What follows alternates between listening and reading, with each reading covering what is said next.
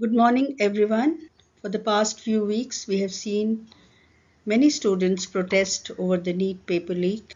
The suicide of students have left many mourning. The education minister had to resign. Whenever there is a change in political leadership, educators naturally ask whether education policies will change.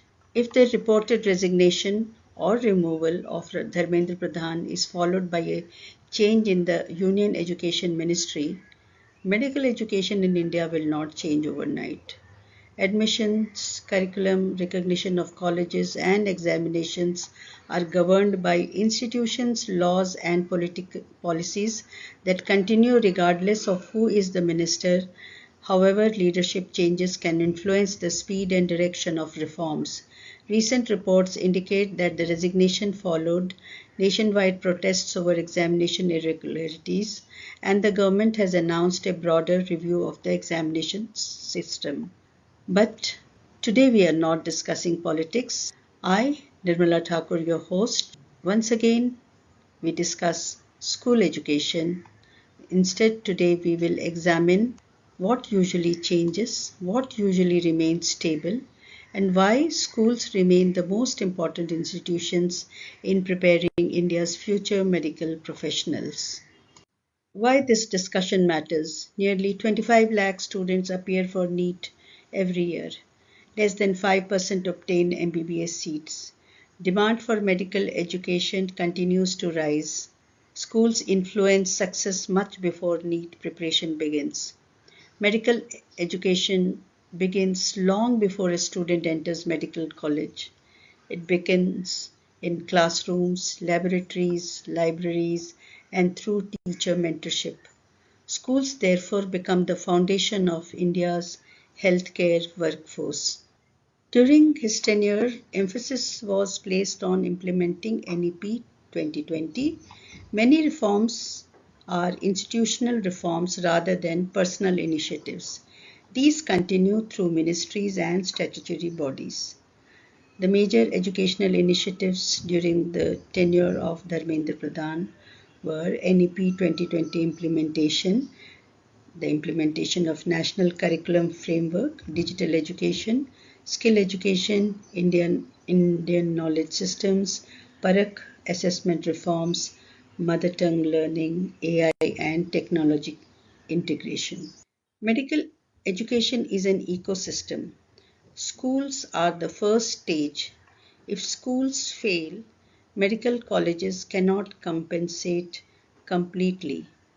So, in the healthcare system, we have schools, the NEET examinations, the medical colleges, the National Medical Council or the NMC, and the hospitals. Can one minister change everything? The reality is no. Policies usually continue even when ministers change.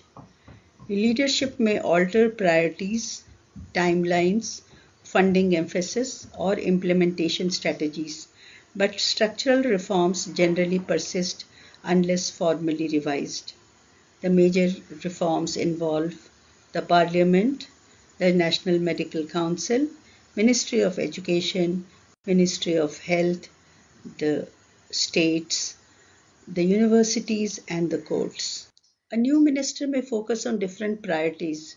Possible areas include entrance examinations, digital infrastructure, vocational pathways, and school curriculum implementation. The direction depends on future government decisions. The possible areas that could change is the reforms in the NEET examination, entrance examination format, coaching regulations, digital education, curriculum implementation, budget priorities, AI integration, and vocational education. Most long-term reforms have institutional backing. Implementation may evolve, but schools should continue preparing for competency-based learning, technology integration, and foundational skills. Waiting until class 11 to begin medical preparation creates unnecessary pressure. Schools should build scientific curiosity, reasoning, and problem solving from the primary years onwards. Schools are medical talent incubators. Doctors need more than marks. They require ethics, communication, observation, research skills, and empathy. Schools cultivate these qualities. Medical science is becoming interdisciplinary. Doctors increasingly use AI, genomics, digital health, and data science. Schools should expose students to these emerging fields.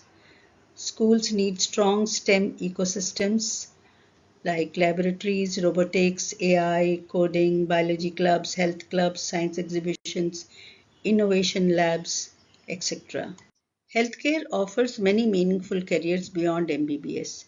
Schools should guide students towards diverse pathways based on aptitude and interest.